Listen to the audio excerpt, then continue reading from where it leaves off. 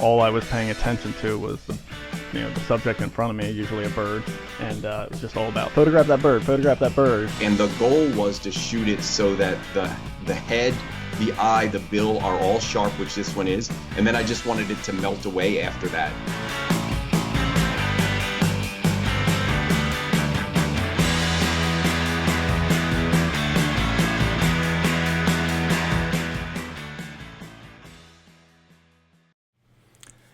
All right, welcome everyone. Thank you so much for joining us. Tonight we are really excited to welcome Georgina Statler to the show. She is a wildlife photographer based in Australia who concentrates mainly on birds, but she photographs all wildlife, just kind of like Scott and I.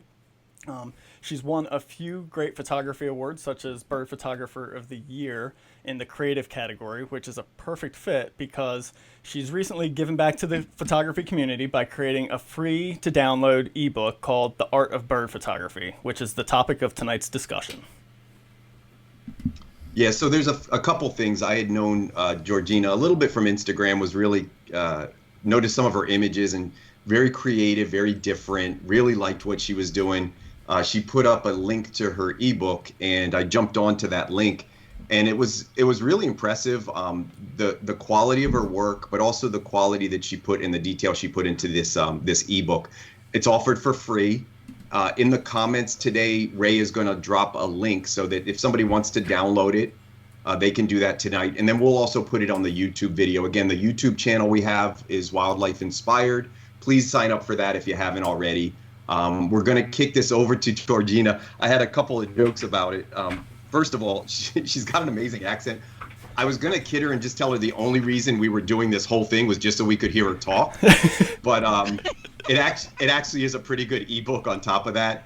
And just having a little bit of conversation with Georgina and some banter back and forth, I can tell you she's really wonderful. I'm really excited about it. So without any hesitation, we're going to turn it over to Georgina. If you could tell us a little bit about yourself, maybe what got you started into wildlife photography, and what about this book kind of drew you to do the ebook?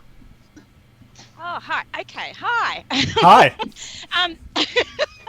Oh, sorry, I just dropped something. That's all right. Yes, sorry. The art of bird photography, I should actually just wind back a bit. And it actually came about because I was a member of a BirdLife photography, which is a subgroup of BirdLife Australia, which is a subgroup of BirdLife International. And they had ran a competition called the Tom Oliver Award. It was some money was left by Tom Oliver in to create an award for people to give free resources on bird photography or bird ethics, that kind of thing on the internet. Okay. And that's how it came back. So that made me do it. And then I did it and I thought, hey, it was supposed to be just a small thing. Yeah. And it just kind of morphed. As projects tend to do. Yeah, that's right. So that's how it started. But it was really good. So that's how it started. A little bit about me. I live in 2J, Western Australia, which is about 60, 70 kilometres east of Perth, which is the capital of our state. And we're kind of a long way away from anyone else anywhere in the world, really. Nice.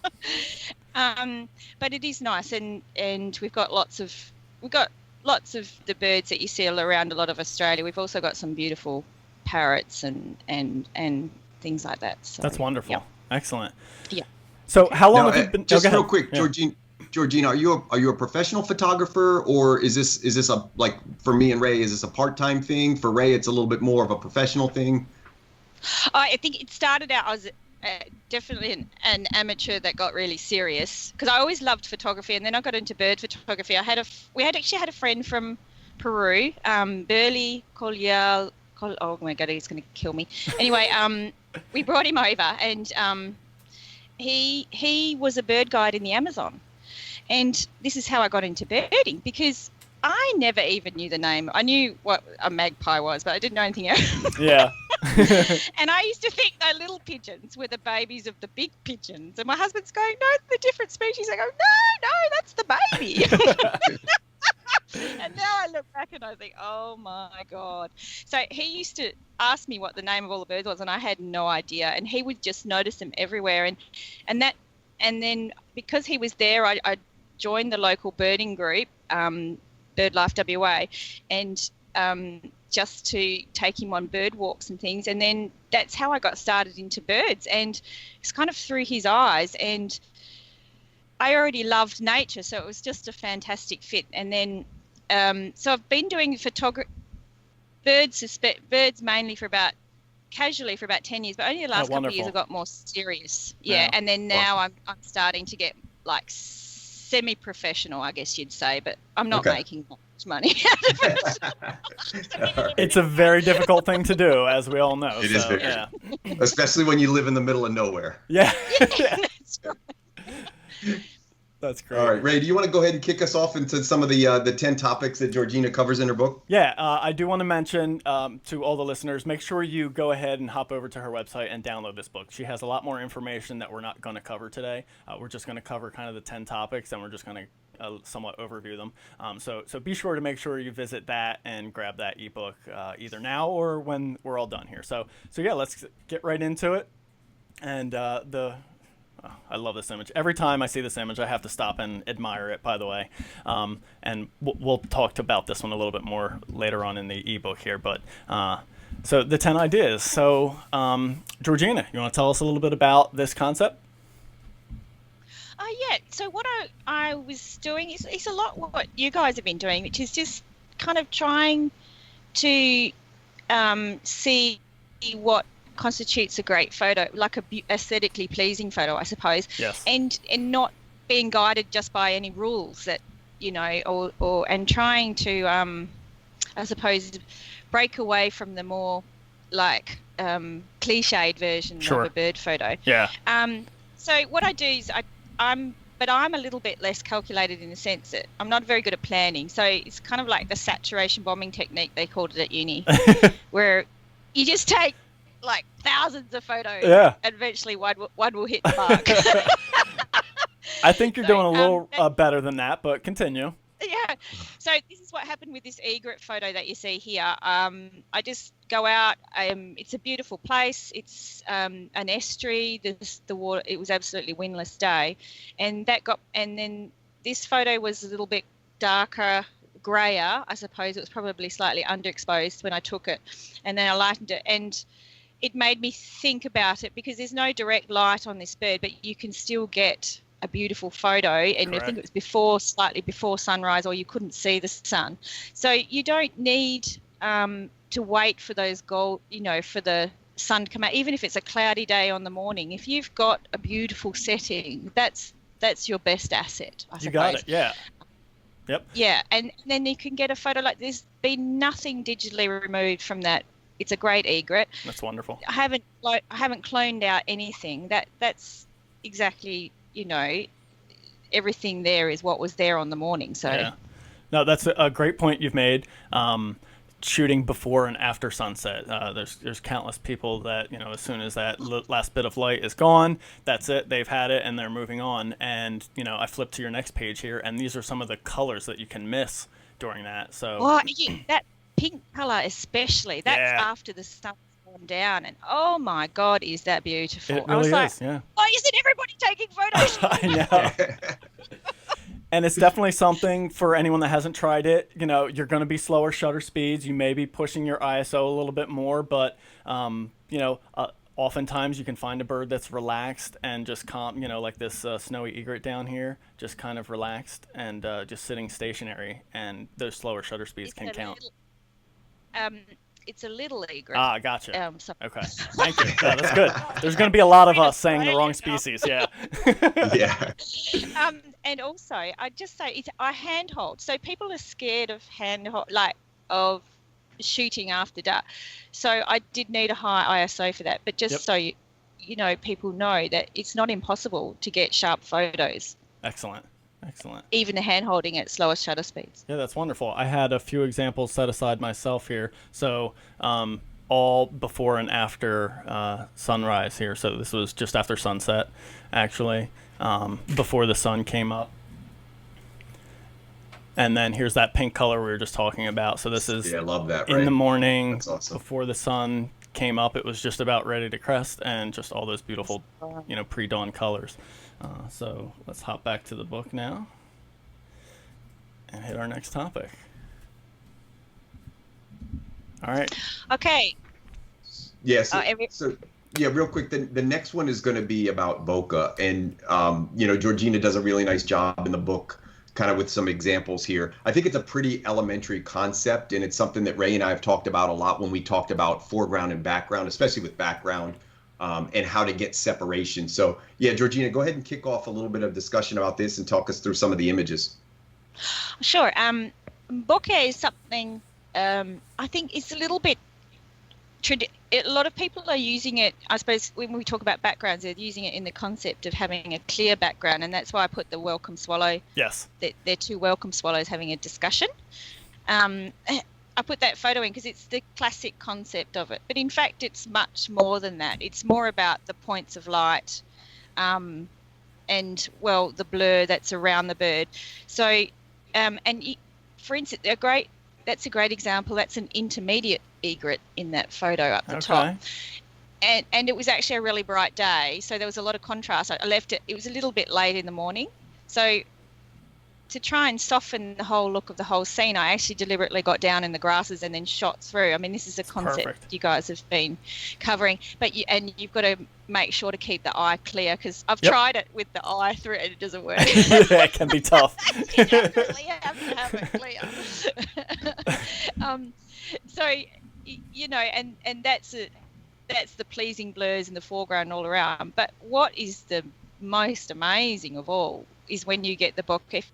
If you go to the next page, One more? maybe not those ones. Keep going. All right. Or do you want to talk about it? Yeah, let's talk about those while they're on. I think I've got it in my in the backlit section, which makes sense. Yes. Yeah. I was going to say the points of light. I really love that kind of thing. These photos, the emu was just walking in a field of grass, and I thought, oh wow, that's a great opportunity, because of course their head sticks up and the grass is really high. Yeah. So that's a really lovely shot where the bird really stands out. It's funny though, because when I first saw it, I see emus around all the time, and it's an example that you can get habituated to things and you don't really see things. I still took the photo, but I didn't really do much with it until I showed it to someone from the East Coast who lives in the city, and they're like, oh my God, that's amazing. Yeah. Really? Yeah. Oh. So, and then the other one is the fairy tern up the top is one of my favorites, and that's actually sand. A lot of people think that little bird is in snow, but it's sand. Yep. And I lay on the sand, and in fact the bird came to me because I like to pick an area where I see the birds like to frequent, and then I lie down nearby and I just wait, and they often come back. And they come really he was really close, and there's a sandbar between me and him, and he was slightly down, and that's how you get the blur in the front. And then of course there was sand all behind, so that's why you're getting that.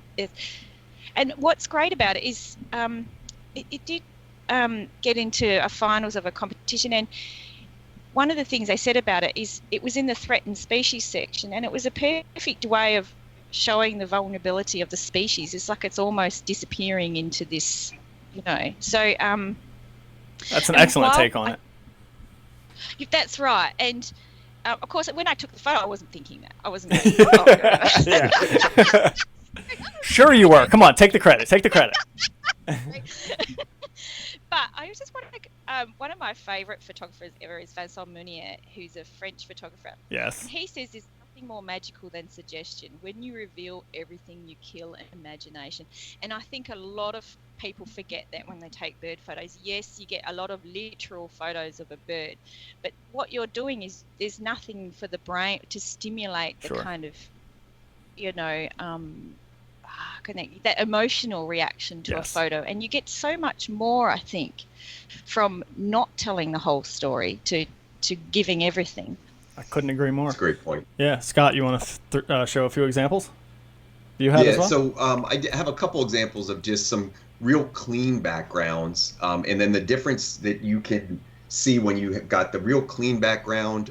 So right now I've got up a night heron that was taken at the rookery locally. And then you go to the more kind of patterned. Like, so this next one has just a ton of color. Yeah. There's foreground, like Georgina mentioned, and background happening here. This is something that I've gotten away from those real smooth, clean backgrounds, and I've really embraced these patterned backgrounds. So with these, from a technical standpoint, you definitely are shooting much lower apertures. So as low as you can get, that's going to help kind of blur out those backgrounds. But this is a white-eyed vireo that I really liked in terms of both. And then this is my one non-bird picture this year. Your one, but it's also a good contrast. So that's it. You're done for the year. That's it. I'm done. The textures in the foreground here, where you can see these little edges that he's sitting on. This is a red effed newt, and then the background is just completely clear. So again, that's a good example of separation from where the subject was, and that was changing angles to get that. It wasn't clear all the way. So again, I found these incredibly easier to work with than birds. This guy just sat there and let me do whatever I wanted. So nice. It was kind of fun. Excellent. Was that all you had for that one, Scott? For that topic? That's it. All right, cool. So back to the ebook, and I had a quick question for you, Georgina. This the turn, an overcast day, or was this one of those before or after sunset photos as well? That's an overcast day. Okay, I'm pretty sure. perfect. Yeah, Yeah. excellent. So way to take advantage of It's that. probably windy as heck too, because it's always windy. Is that how it goes? Yeah. All right, let's hit the next topic, one that I certainly absolutely love to do. So I'll let you talk a little bit about doing this. Oh yeah, so that probably, I mean, I think we've talked about this before. I think I've talked with Scott. Sometimes I just take a picture of. Sometimes you go and you see the environment and you go, oh please. Yes. And sometimes you just take the picture anyway, and I've got pictures of perches, and I've got pictures of beautiful, like, mist-covered scenes with a rock and no bird. Scott's classic for that. Oh, I know, I'm just like, oh, if only. So on this morning, in fact, what I did is I didn't set out to take the photo, and what I do is I just go out and I think I want to take a photo, and when I see a bird in a good spot, I stop. I don't look for exotic birds or anything. I just focus on what I can do, and this morning I saw the egret on the harbour, and then of course getting down really low is the crucial thing. Because he was far away, I didn't have a choice about cropping in too close anyway. But in looking at the photos, I mean, when I was looking through, I could see that those hills in the harbour distance added so much to the photo, as well as the light was just impeccable there. Pink light. Yeah, so, and then I chose the photo where the leg is coming out, and it kind of mirrors the hill, and it's an example of how a photo is not just about the bird. The bird and the environment tells such a story, and the environment really adds to the bird. And sometimes, I mean, it is more beautiful than the bird. I agree. That's what the bird is. Yeah. I keep saying bird photo, but it's really I have so many ideas. Like I say a bit later on in this section, it's like we have these little crimson chats. It's a bit like your cardinal. That's right. If you see that canola field there with the yellow, can you imagine a little? And the crimson chats do feed on the side of the wire and on the side of those fields and in those fields. And if you can get a photo, I've never managed to do it, of one in a canola field. I mean, you just have the most amazing photo of this red bird in this yellow background. So it's little things like that. And there's a little red-eared firetail. It's the finch up the top. And if you look at it, the leaves are kind of picking up on the colour of the bird. And it's an example of how, birds in the environment, well, you guys know it. It just tells you so much more than just if you take away everything that the bird is in and just have it there with a clear background and nothing else, it's not really the same story. Very much so. Yeah, 100% agree. Amazing example of use of light and just the way it hit that one. Yeah. Can I just say a quick word, because this is one thing I think one of the hardest things for people in bird photography is white birds on dark backgrounds. Yes. And it's one of the reasons I say to people, you really need to switch to manual, because you have so much more control, and it makes it you focus on things like that. You can really adjust all the settings so you get it right. But for example, this one, you've got to expose for the bird. Yep. Because the background is so dark, the mangroves, it's such an amazing atmosphere. And what I do is I take the photo, I check the little highlights alert on the back of the camera. Perfect. The blinkies. Yeah. And then you keep if it's flashing, if the white's flashing, then keep going darker. Underexposed. Keep going darker. Keep going darker. Even if the background's totally black. Yeah. All you want to do is make sure that bird is not flashing, and you want to keep it as bright as possible, but without the bird flashing. That's the moral of the story. Yeah, and the other thing that's really interesting with a scene like this is put a darker bird in that same scene, and this scene changes dramatically because now you all of a sudden have to expose for the darker feathers and all of the hidden kind of detail that may actually be a little bit too much and too distracting would show up as well. So in this case, the white bird actually helped make this image because you were able to expose for that and make everything else dark and dramatic and just show some of these details, which I think works perfectly. That's a really good point. Yep. Yeah, excellent. I do have a couple of examples of birds in the environment here. So downy woodpecker and the Phragmites there, just same thing, small, showing off a lot more of the stuff there. Snowy owl in the beach, showing off the dunes and the grasses there.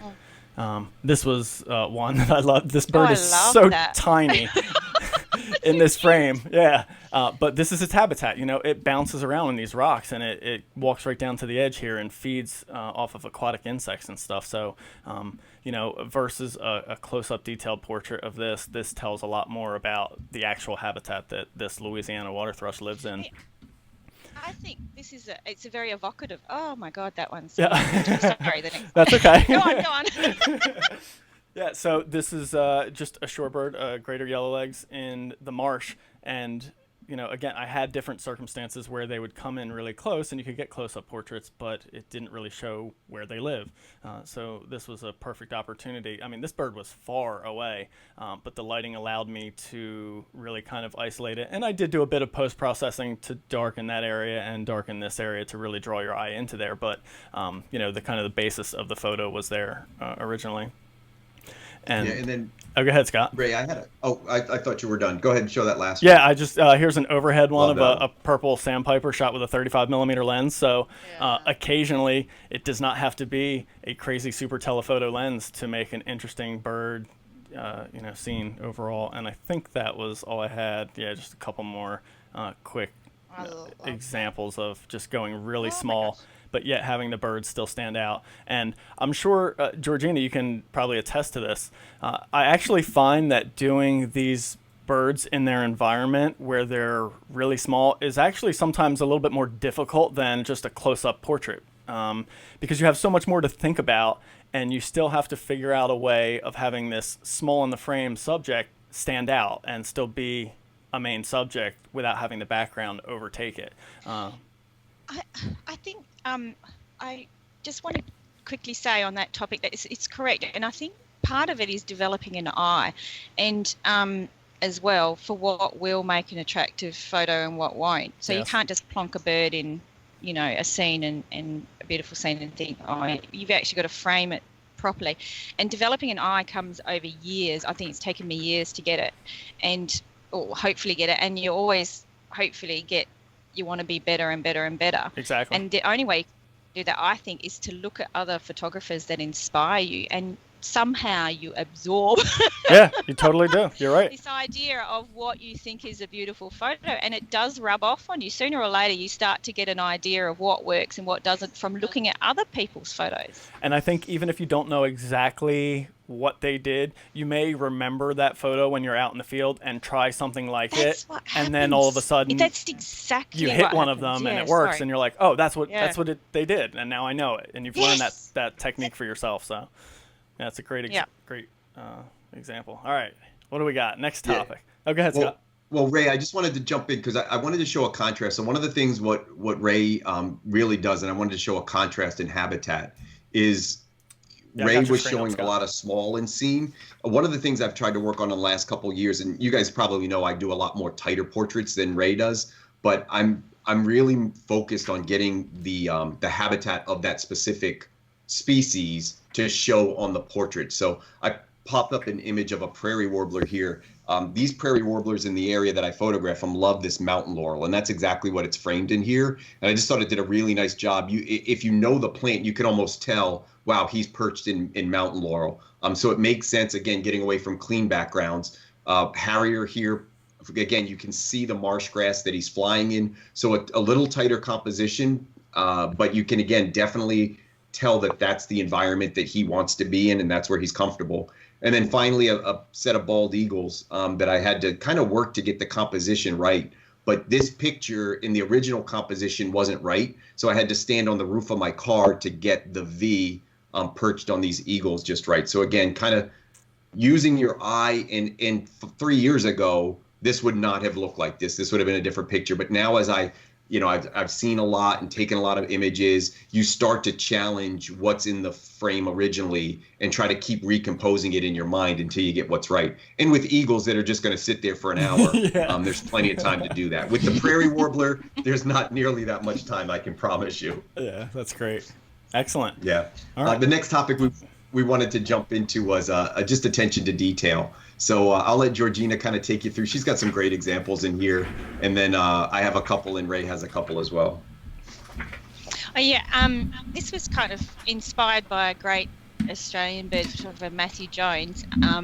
And he got this award-winning image. It was in the Australian Geographic Nature Photographer of the Year, a close-up of the wing of a bronzewing. So I just wanted to... it's the classic thing. We go from birds to the environment. Now we're going right back and we're zooming right in it. And it tells another story again. So in the picture, for instance, it's not a great technical picture like the clarity and stuff. Because ideally, I think if you can get it with a macro lens, which is perhaps what Matthew did. I'm sorry we didn't show the image, actually. I should have thought about that because his photo is great. But, anyway, this is the best I could do. And this is a straw-necked ibis. So, and one of the characteristics of this bird is the beautiful feathers, but also those straw feathers on the neck. So you're seeing the straw feathers, and if you take this image really well with a more clarity, I mean, you have a potentially like award-winning subject there. I can just see so much potential in that bird. But it's an example of like changing up completely the way you look at birds. And I think it's always important to challenge yourself and to see birds, think of every different way you can photograph that bird. That's just what I wanted to focus on. Yeah. And plumage is just amazing, you know, so. And sometimes zooming right in tells another story altogether than the whole bird. Like, for instance, the darter up the top, they're really easy to... This is a great bird for people to practice photographing on because they will just sit there. And that actually, we get used to seeing them, but they're very common. But they actually got really amazing eyes. I don't know if you can see that. Yeah, you definitely can. Here, I'll zoom in on that a little bit. Yeah. Yeah, I know, they're crazy. So, like, yeah, they're great birds for people to go out and photograph. And I've seen black and white of those birds with their plumage and black and white photos, and they can look amazing. Oh, yeah, that makes sense. Yeah, yep. Yeah. Nice. And that's just an egret on that morning. Again, this is another example. That wasn't blown out, the whites, but it does look like it there. But you can see example the plumage was just amazing. So, you know. The colors are bold. You got the RGB going here, which is nice. Yeah. He was so close, I couldn't really get the whole bird in the photo anyway. So when you get that, if the bird's too close to get the whole bird, then think about, like, don't think about moving or anything. Just, you've got a fantastic opportunity then to focus on the head or to focus on different parts of the bird that you don't normally see detail that well in. Perfect example. Yeah, that's a great suggestion for sure. And I know Scott has had encounters with birds getting too close, and he has come up with a technique to kind of do a stitch thing, right, Scott? Yeah, one of the things I did, I've done a couple times. I've done a lot of this close focus stuff especially on the warblers, and when a larger bird comes in and they're that close, you can't fit them all in. What I've started to do is actually just pan. So I lock focus on the head. I get a picture, and then I quickly just shoot a burst where I pan up and down or left and right, depending on where I can't fit. And then I'll go back in post-processing the same way a landscape photographer would do it in a much slower process. They would shoot a frame, shoot a frame, and shoot a frame, and then stitch it together. I've actually been able to do that. So where the bottom of the foot was cut off, that's not a real great spot to crop a photo, is right at the foot. But I was able to pan up and down and get a little bit of horizon above. So I've actually taken some horizontal compositions and done this panning up and down and created a vertical stitch, which worked really well. I'll share an example of that in the future. I don't have anything queued up for tonight. I do have a couple examples of detail where I think it's just that little thing that catches your eye. So up on the screen now is an oyster catcher, and it's just that little feather as he's preening. We're going to talk about preening also as part of this 10 steps that Georgina laid out. But that little feather that fell out during the preening process really made that image for me. This is an example of detail that I really like. This is a Canada warbler who's known kind of for this signature necklace that they have. When I was photographing this one and I looked through, first of all, he's really close. This was, again, with my close focus setup, so a 300 millimeter lens at about 6 or 7 feet. And I never noticed the pattern on the head the same way as I had with this one. So that detail just caught my eye. If there's 1,000 Canada warbler photos out there, this one might not be the best of them, but it's a little bit different, and it was different enough for me to kind of choose this of a whole series of images that I liked.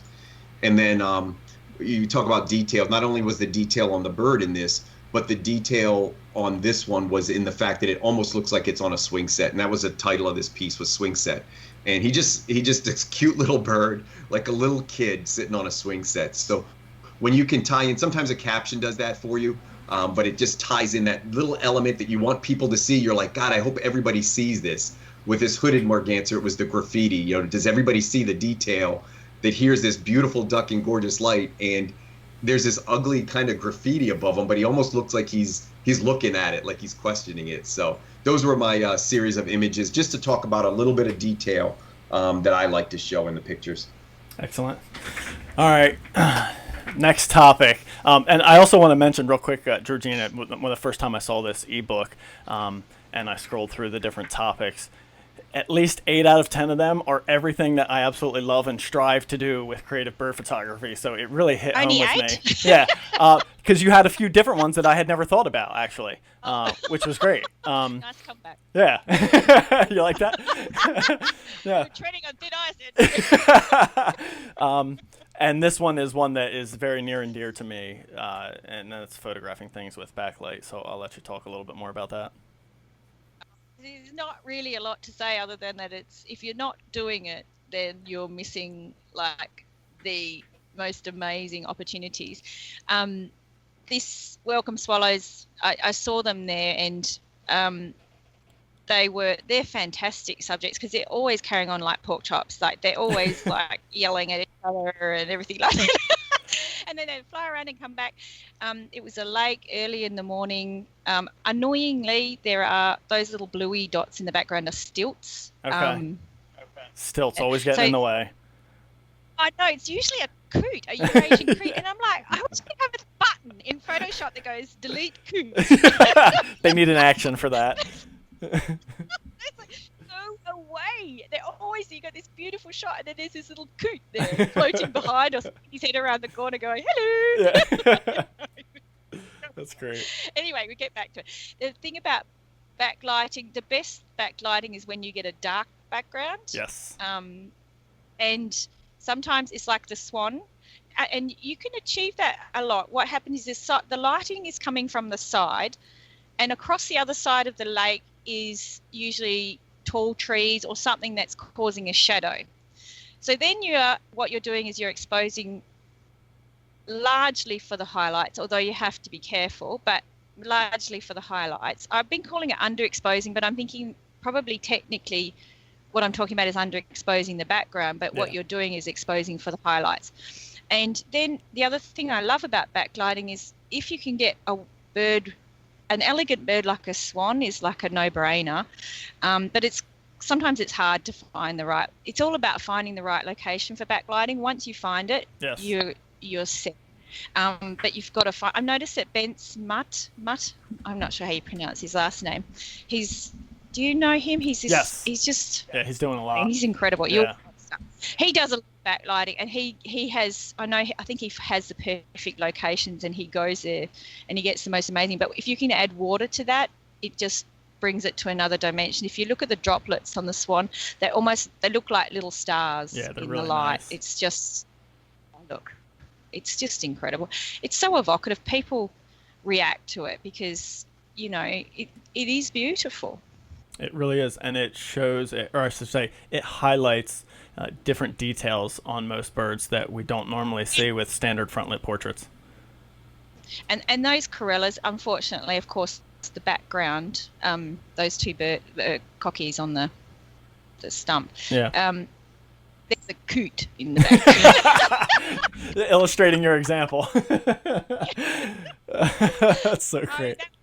The shame of that photo, because it could have been a wonderful photo, but the background is very distracting. It's tough. The one at the bottom is just black neck stalks. Okay. It's not a great shot. It does show. I mean, you never see photos of them normally backlit. It's just they could be amazing birds. They are fantastic. Definitely. And I'm sure you've probably noticed when you first started doing it. Oh, here we go. Yeah, there's some excellent bokeh. Look, can I just talk about these ones? Yes, please. That one up the top is a New Holland honey. They're really ubiquitous. Like, they're everywhere. Okay. In gardens and things. And they're really full of personality. And if you're in Australia, these are the birds that you can use when you see a beautiful scene like this is my parents have a fruit orchard. So this is the autumn foliage. Nice. And you see the little budding shoots on the trees. They have a little fur around the buds that just makes the most divine colour in backlight. So if you can get the birds on them, and then with those autumn leaves, it's like a no-brainer. I'm like, oh my God, it's so beautiful. And then, sorry. No, that's okay. I completely agree with you. And then tying in that bokeh as well. I'm not saying this photo is the best photo though, but I'm saying the possibilities here with the scene. When I saw it, I was like, I wish the bird was doing something a bit more interesting than just perching. Yeah. It still works really well, and your composition is excellent on this. But thank you. But the bokeh and the light, people don't. That's when you get a lot of trees in the distance. Scott, we're talking about distance. They were a long way away. They're on the river. And then the sunlight is coming through the leaves. So that's how you're getting all those different circles of light, if people are wondering. Yes. But so, people are used to not shooting into light, like bright spots. And as long as they're not overly bright, you should be shooting into bright spots. I agree. Yeah, because you're getting these amazing circles of light. And then this one's just, you see lots of pictures of shorebirds sometimes, and people get them at sunset. Turn yourself around the other way and try to photograph into the light. Shows up. It's gorgeous, isn't it? And if you can get a rim lighting around them, I just love those little golden drops. I completely agree. That's great. Yeah, definitely. Yeah, I love that. I definitely have a few examples of backlight. I can. You mean sift through you've real shot quick. backlight before? I've done it once or twice. Have you done that before? I'll let it show yours, Ray.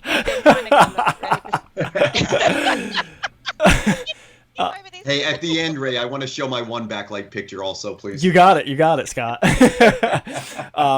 Yeah, I'll just sift through a few of them here, and here is exactly what. This is what Georgina was talking about with the, the highlight, like points of light that just become this amazing bokeh in the photos. And yeah, I absolutely love shooting backlit stuff. The first few times you start to try and do it, it's actually really odd if you've never done it before, because, all of a sudden you're shooting the opposite direction of what you've heard probably over and over again, which is always have the sun at your back, always have the sun at your back. So when you first start doing it, it can be definitely just like a weird feeling and hard to exactly know what to look for, but start giving it a shot and trying things, and you'll start to figure out what will work. And here's a perfect example of just dumb luck. So there was a second wood duck out of frame that dove right before I took this and made this huge splash in front of this bird. And because it was backlit, all the water droplets in the air just got lit up by the sun and just created this sea of just an amazing, splash of golden light. But yeah, lots of different variety. There's just like a ton of things you can shoot with that. And Scott, you wanted to show one? Yeah, there's just two.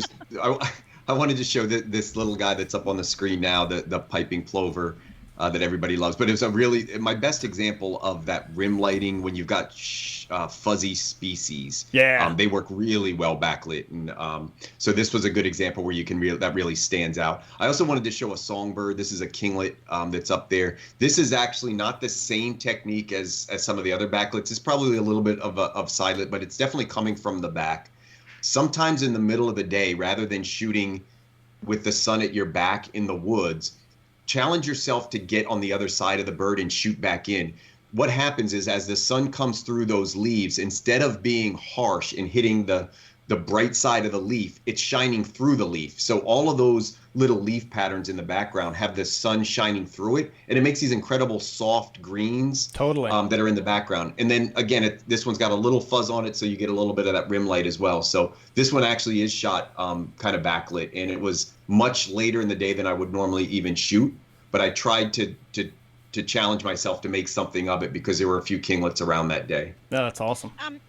And it's worth noting that that's where using the lowest, a really like F4, yes, the lowest one you can go, is really hugely beneficial, because the difference between the bokeh that you can get, and the background can be huge between those different f-stops. And it helps to blur out the leaves. Excellent point. Excellent point. Yeah. And then the next topic we have kind of deals with the elements. So I think you listed 3 here. You talked about mist, sand, and rain with some great examples to support. I think, Ray and I probably have a couple examples as well. But take us through this first category of mist. Well, actually, just take us through the whole series here and tell me about the environment. And is it something you actually consciously look at? Like, so when you've got conditions that might not look ideal, is that an opportunity for you? Absolutely. Like last year, I remember, if it rains, what happens in the rains is our cockies go nuts. And we have galahs and corellas around here, and they just start twirling from the leaves, and that's just by the by. But the other thing is when you get rain, and I should have got this photo, you get the most amazing. If you can take a picture of a bird in the rain with a dark background, you can pick up all those raindrops, and the atmosphere in that photo is just divine. And so elements, it's like the environment, it's like everything we've said, it adds another element to the environment. And this one here of the pelicans was a misty morning. In fact, with mist, what's going to happen is a lot of the time it's not going to be very clear. I had to increase the contrast quite a bit to bring them out. But what the mist has done is given the background a very ethereal quality. It's almost like a watercolor painting in the background. Very much so. And these guys were just sitting on the rocks like that. It was the first picture I took, and then they moved position and it was all gone. But mist is very hard. If it's too thick, it can be too hard to focus on. Not thick.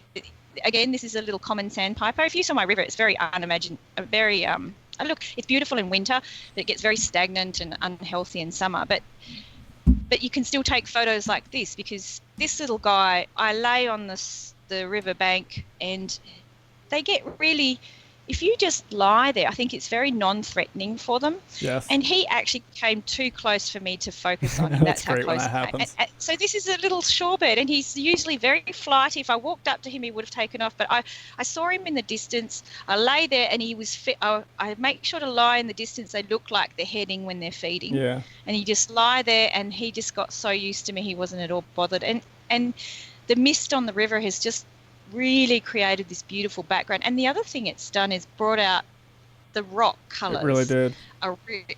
That's right, because you don't have that direct light kind of with reflections and all of these things happening. You're getting a very soft effect. Yeah, definitely.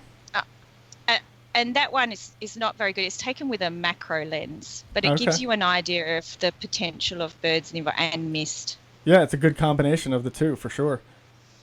These are beautiful. Now you're mixing in mist and backlight. Yeah. And people don't realize the color that you get when you get light coming through the back of mist is just amazing. That scene right there is gorgeous with all the webs. That's awesome. Oh, look, I was in this little Fitzgerald River National Park down south, and it was the most gorgeous morning. And I had to pinch myself when it's a common green shank. When he landed there, I was like, oh my God! You didn't yell out too loud, though, right? You're screaming to yourself. You're like, yeah. Around, there's no one to tell. I find I talk to my dog a lot. Look, Tawny, look. That's great. I said, yeah, this is an example of what I was talking about, and making sure it's a dark background. And you can experiment also with shutter speed. So if you take a slower shutter speed, you're going to get the sand, like in the top photo, it's a red cap plover. You're going to get those lines. Yeah. But if you do a faster shutter speed, it's going to be little, obviously just little dots. There you go. Yeah. And that's what's happened with this rock parrot.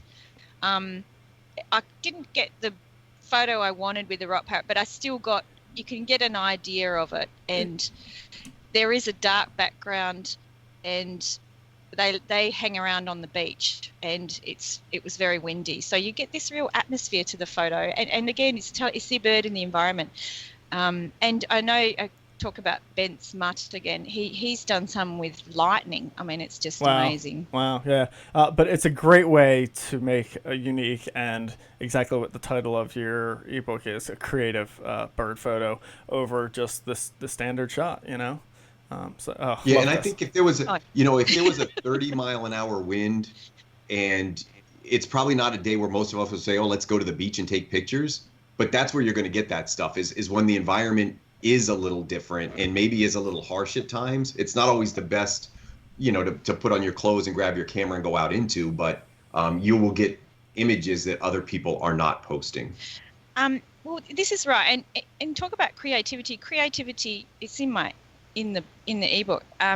It doesn't come from doing the same thing as everyone else. It comes from in the same way. So you've got to think differently, and you think, how can I make this a bit different? How can I show this bird in a way that people haven't seen before? And how can I show a crow looking really, really miserable? Yeah.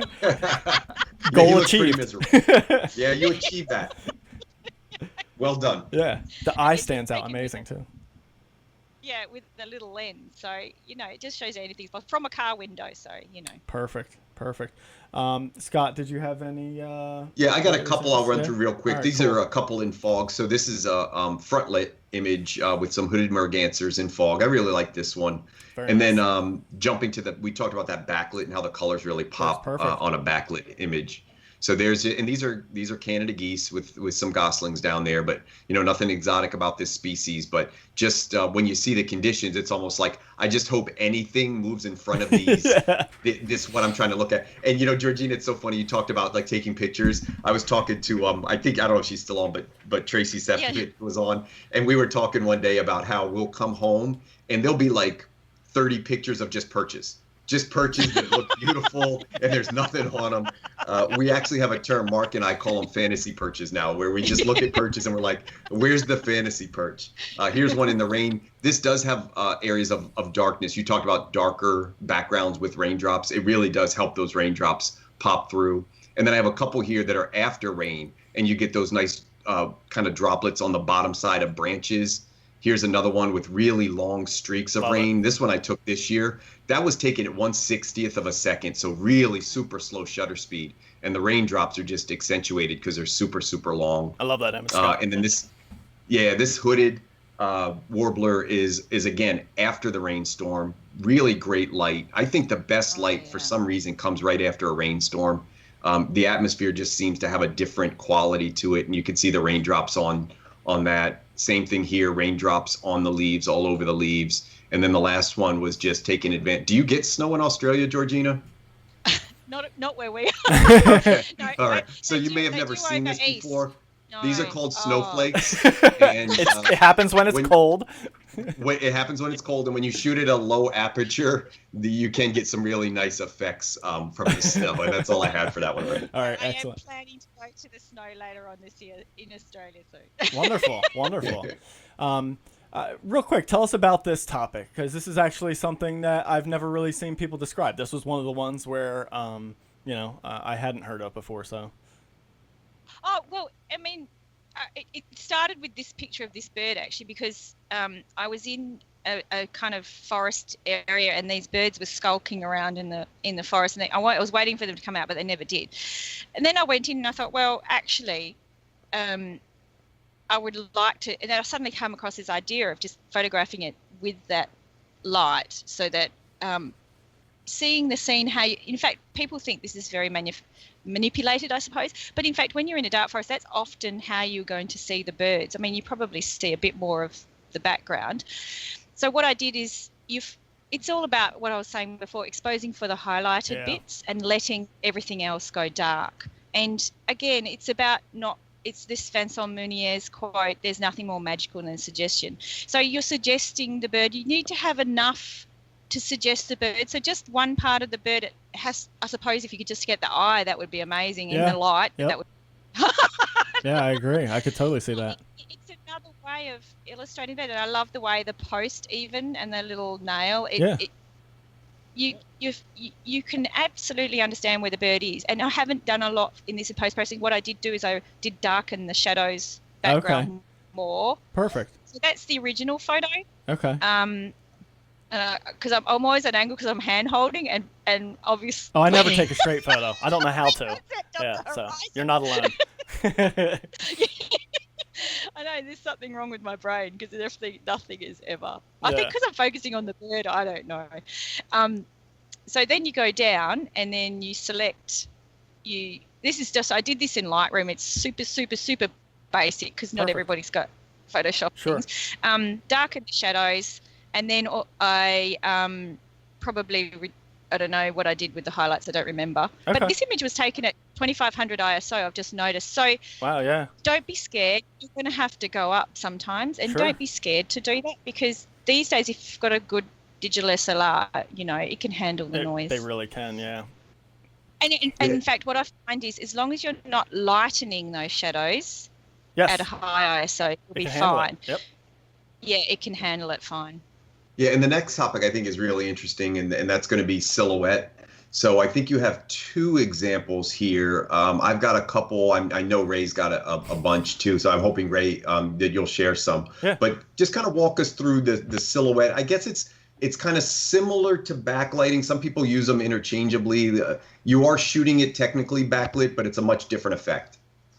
Yeah, so ideally, I mean, the top photo, I'm not sure whether it would have been better just to be completely silhouetted, because if you see, I have brought out a bit of the detail of the rainbow beaters. I like that, actually. Yeah, so remember, I think it's hard, those shots, to decide, do you go, completely dark, or do you bring out some of the detail?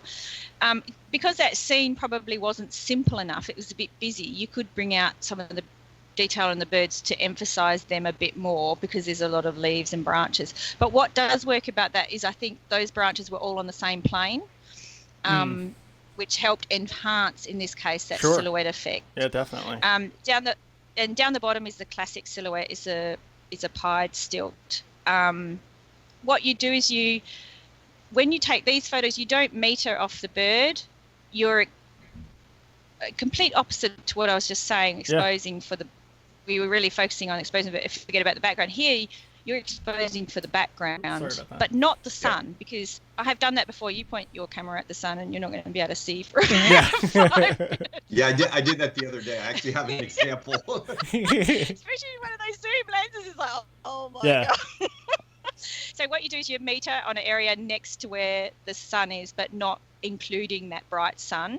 I mean, you can include the bright sun sometimes, but I've found you has to be right on the horizon, and you have to have a good mist or something that mutes the effect of that bright light. Otherwise, it's a bit overwhelming.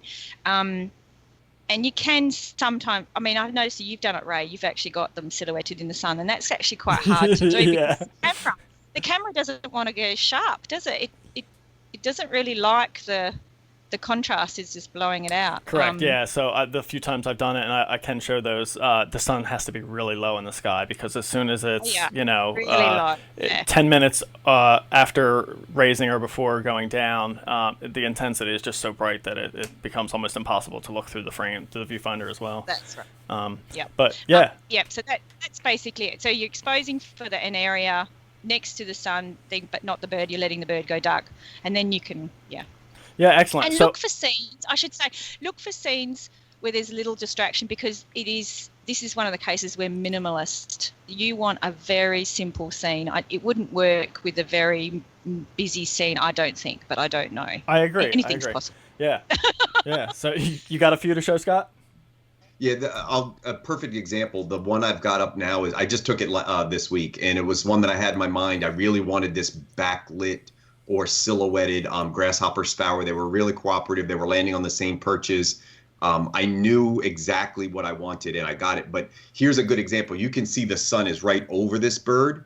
Once the sun got lower and was behind it, I had another opportunity, but it was really, really tough. One thing I did, Georgina, you talked about looking through the viewfinder. I couldn't look through the viewfinder. It was too bright. I actually did burn my retina. I thought I was going to go blind.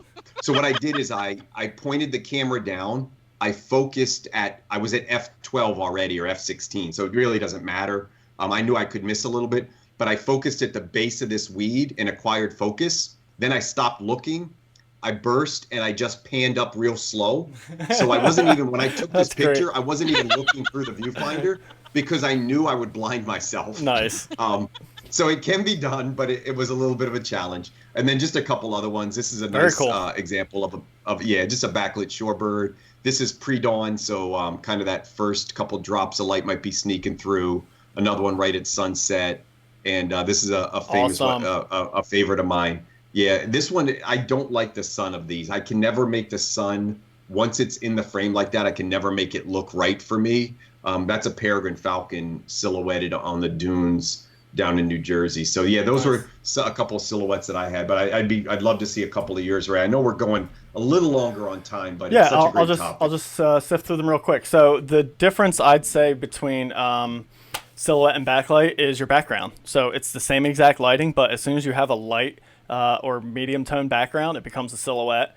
And if you get those darker backgrounds, then that's when you can really start doing backlit. So, here's a great blue heron.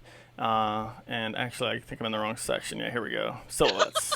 There we go. I had some more backlit stuff there. So having these lighter backgrounds, and it doesn't all have to be light. So here's almost a combination of the two, right? So this shrimp or something that it has in its beak there is kind of being backlit. We can see the glow through it, but the rest of the bird is kind of in silhouette. And that's just due to the change in tone of the background there. And here's one that Georgina was talking about, like silhouetting them in the sun. Yeah. So the sun at that point was so low in the sky that I'm sure you've witnessed the sunset before, and when it gets really low, you can actually look in the direction of the sun, and the intensity drops dramatically, and you can actually kind of just watch it happen with your naked eye, and it doesn't hurt to stare at it. And the same principle holds true looking through the lens. So I was able to frame this up and focus on the bird and have no issue and just kind of watch it, because the intensity of the sun had been cut down so significantly because it was so low in the sky. So that's kind of how that worked. And this is still one of those keep it small in the frame things and include some environment. And here's a silhouette in the forest of an ovenbird singing. This one was just love that pure luck. I was with Scott this day, and when it took off, I didn't Photoshop this at all. It just took off the wing position, framed it right in between the sun like that, and just got lucky with that laughing gull. And here's a 35 millimeter silhouette, and just a couple more I had. Yeah, that was about it. So let's hit our next topic. What do we got left? Oh, preening. Yeah, that's always really fun. You get some really different stuff out of this. Yeah, so preening was just, it's just another way. It always amazes me how often I don't see preening photos when you consider how often birds are actually preening. Yeah, they're very vain, aren't they? Yeah, they are. And it's an aspect of it, and the thing is, it can be really beautiful. Like, they get into some gorgeous poses when they're preening. Really, and this is an example of a brown honey eater that just I especially love it when they're doing it and they get to the last feather. Yeah. And this is why I say to people, put it on continuous high speed and don't change it. Yeah, burst mode, and just take it, because you can delete the photos later, but you want that one photo where you're at the last feather and you can almost see it about to flip back. Sure, yeah. And this is an example of that dart I was telling you about. I took this really early on in my bird photography, and you can get so much detail, but you know, they do funny poses, you know. They're really the curves are amazing on this, and the composition, you know, the centered composition works perfectly. Too. Yeah, this one I just love. I know, it's a sharp. That's what I was talking about. That last feather is just so, and I think that it's another thing where you know it's about to flip back down. It's a sharp-tailed sandpiper, you know. I just, so I just wanted to encourage people to take those photos and don't be scared to show them. Yeah, and a great example. There's not even an eye seen in that picture. A lot of people are, you know, obsessed that if you don't have an eye, you don't have a picture. It's a great example of a pose that works, because it's not about it's just about the pose. It's just so beautiful. Well, then we get back to the Pacific black duck image that was right at the beginning, because that's what that's all about. That one, Oh, look, boy. you can't see the eye. Can't see the head. And that's Who cares? That bit of colour is called the speculum on a bird, that iridescent wing, and you often only see them when they're flying or when they're preening. So it's just this amazing opportunity. I didn't set out to take that photo, but what happened is I was at a lake. That was the only bird there. They're very, very, very, very, very common, and they're almost like coots, like photobombing everything. They're a second runner-up to the coot. Runner-up, and there was foliage overhanging, so it was dark on the other bank. So I exposed for the highlights, and then I just further darkened the shadows. That's what I've done there, and then I've played and sharpened the highlights. So that's so good. Congratulations on that photo. Yeah. Yeah, and this we actually did a little sequence on one. It was something that Ray and I did about common birds, and how you can take a common bird and just make the most unbelievable image out of it. And that was a great example. Yeah, definitely. Scott, did you have any preening stuff you wanted to show? Just a couple. I showed some. I knew what Georgina was showing with preening. I wanted to show a couple more that were a little bit more like drying off. So here's a Dick Sissel in the rain. Yeah. Yeah. This is so cool because the head is like really sharp. I'm going to scroll down real quick and check settings. 1/200th of a second. So, but the motion blur on the tail. So everything here on sharp and everything here totally blurred out. I really love that picture. Probably not my most popular picture in the world, but just different, and I really like that one. Great opportunity. Everybody knows with ducks when they're drying off. So similar to preening, just lean on the shutter because you're going to get something. And then this was just an interesting shot of a skimmer. Yeah, mid-flight. I don't know if this is preening. It's drying off, though. Oh, and no. Sorry, it was mid-flight. Do that, yeah. Yeah, the head's upside down. It's a common term behavior, definitely, yeah. Yeah. It is, isn't it? Because I know that's a skimmer, isn't it? It is. That's a skimmer. When our terns do it, they definitely, when they dived and they go back up, they do that every time. And I've tried to get the photo, I've never got it. So you did really well. Yeah. It was pure luck. Excellent. And the last topic we have. Oh, yeah. So motion blur. Oh, this is controversial. So many people hate motion blur. But I think it's a bit of fun, and if you can make it work, there are some outstanding. I've got a little in the guide. I do refer to some of my favourite photos, and some of them are Jerry Peltomaki, I think, has this amazing one with an osprey where it's all blurry and the eyes shut. Oh, that's always amazing. Incredible. I mean, look, this is an example where you're taking common birds, like birds in flight or something, photo, and turning them into something that will make people go, wow, if it works. But 99.9% of them are going to look diabolical. Yes, that's usually how it goes. Yeah, totally. Yeah, excellent. So you can either go really blurry, like the one where you're seeing it's a flock of banded stilts taking off, or you can go blurry where you can go down to, I think they do it at like 1/20th of a second. I think David Tipling says 1/15th of a second he's had the most success, where you can still, believe it or not, get the eye sharp and have wings and a lot of the other movement blurry, which is which is the ultimate with a raptor or something, exactly like that. Yeah. Yep. Yeah, so I just had a couple of quick examples here. Spoonbill. So yeah, same thing. Ray, what are your just real quick, Yep. because we don't do a whole lot of slow shutter. Yeah. You're showing it, right? Yeah. Yep. Okay. 30th so of a second. 1/20th, is that what I'm seeing? 20th on the snow goose. 30th of a second Yep. on the spoonbill. Here is just a different take on motion blur. Letting Letting the water go. So that was a quarter of a second. Back to a 30th. I have good results at a 30th of a second, but I think amazing. It depends on how fast the bird is flying. If it's a faster flying bird, your shutter speed can be up a little bit more, and you'll still get that background blur. You've just got to experiment, don't you? Yeah, definitely. Another little bit of a take on some motion blur, so still getting the head sharp, but getting that preening kind of flap out. It was just lower light, so I just happened to naturally be at a slower shutter speed and grab that as well. Scott, did you have any to show? Yeah, just one. I just had one example since you guys did a great job, but you can go for two effects. Georgina mentioned that. One is the just really super blurred where everything is motion. It's very artistic. The other is where you get wing blur and you pray to get something sharp. So on the one I have up now, you could see that middle one who's kind of the focus, and actually the one over here, the snow geese, you could see that their heads are relatively sharp. But you get a really great sense of motion and takeoff. And that's really what motion blur is about. It's just a sense of motion, sometimes takeoff, landing.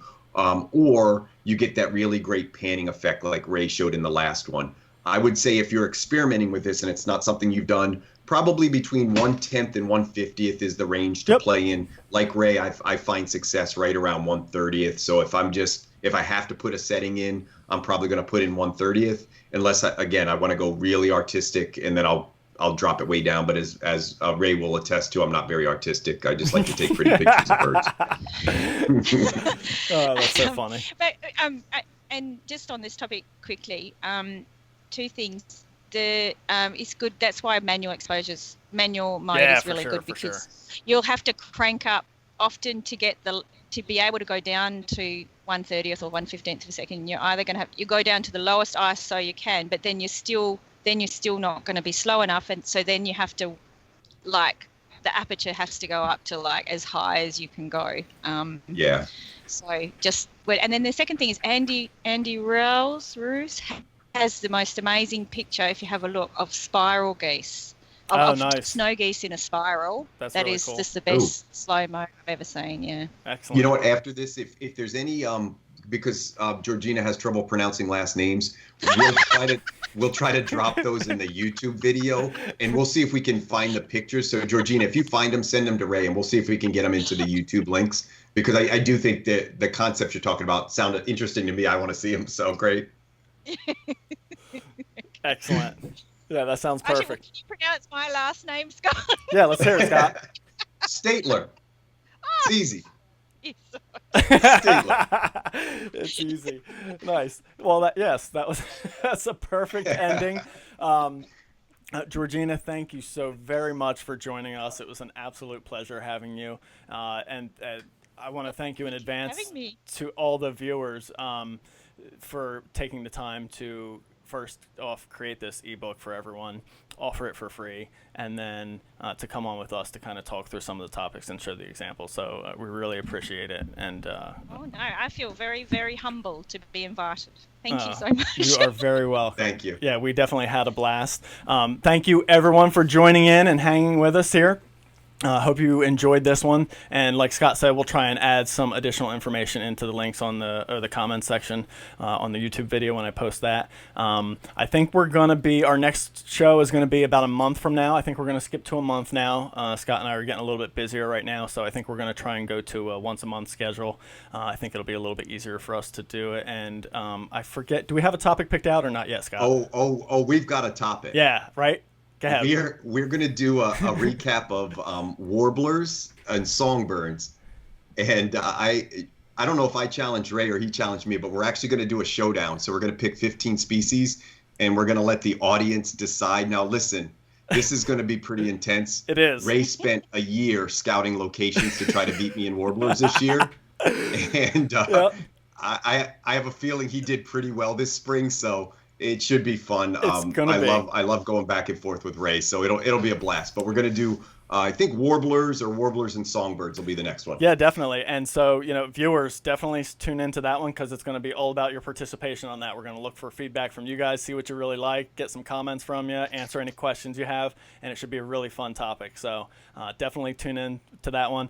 We'll update all the social media places when we have the exact information for the date and times for that one. But thank you, everybody, so much. Thank you, Georgina. Thanks, Scott, as always. And good night to everyone. Good night. Good night.